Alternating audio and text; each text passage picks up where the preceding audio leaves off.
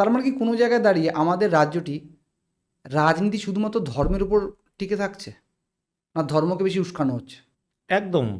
বাংলাতে তো সবই চাপা পড়ে গেছে। বাংলার মানুষের অন্য কিছু ভাবার সময় কোথায়? বাংলায় আজকে 84 লক্ষ বেকার যুবসাথীতে নাম লিখিয়েছে। 84 লক্ষ। বাংলায় 55 লক্ষ পরিযায়ী শ্রমিক যারা বাংলার বাইরে কাজ করে, উড়িষ্যা থেকে আরম্ভ করে মহারাষ্ট্র, চেন্নাই, বিভিন্ন রাজস্থান, বিভিন্ন জায়গায় তারা কাজ করে। তাহলে এত মানুষের কর্মসংস্থান নিয়ে সরকারের কোনো চিন্তা নাই।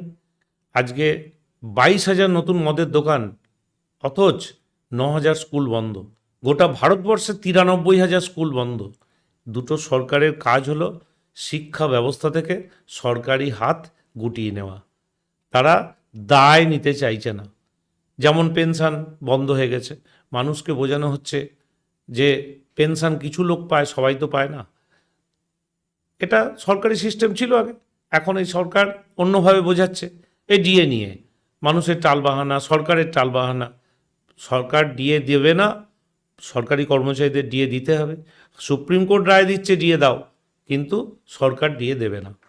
তাহলে সুপ্রিম কোর্টের রায়কেও এরা মানছে না।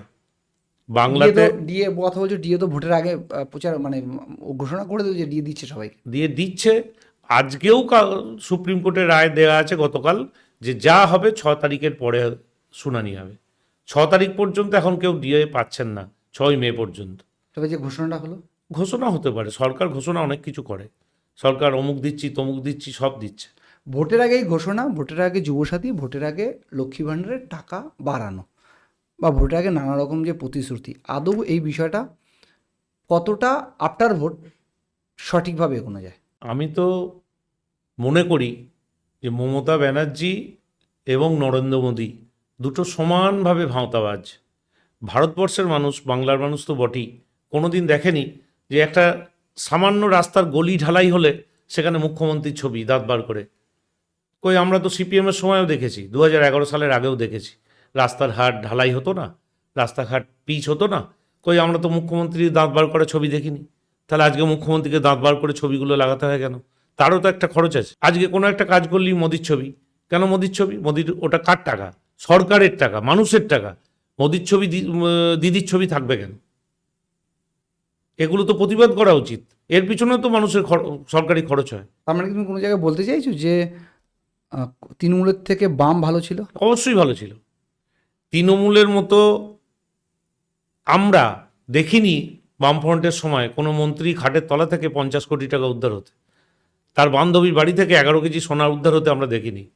আমরা দেখিনি ওই জ্যোতিপ্রিয় মল্লিক উল্টে পড়ে যাচ্ছে, পাশ দিয়ে 4 জন ধরে আছে, সে অসুস্থ, কথা বলতে পারছে না, আমরা দেখিনি।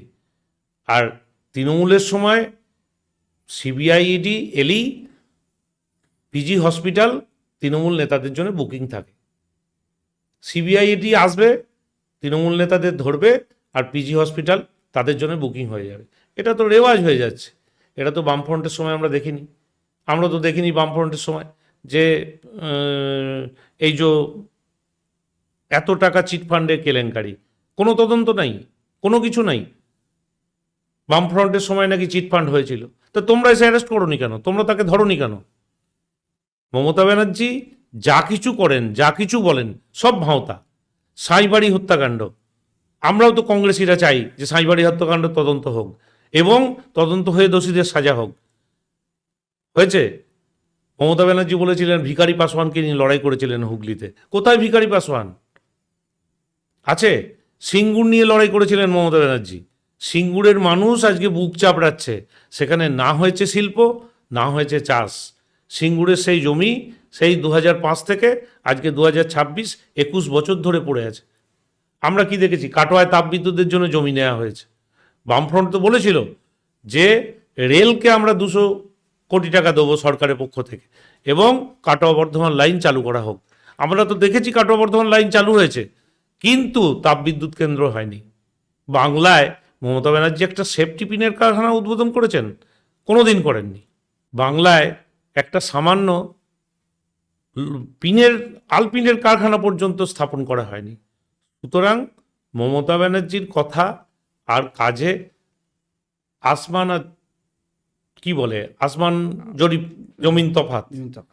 মমতা ব্যানার্জি আকাশ পাতাল তফাৎ। মমতা ব্যানার্জি বললেন কদিন আগে মিটিংয়ে এসে আমি কালনায় ব্রিজ করে দিয়েছি। সম্পূর্ণ পডকাস্টটি দেখতে অবশ্যই ভিজিট করুন রিপন টক্স ইউটিউব চ্যানেলে।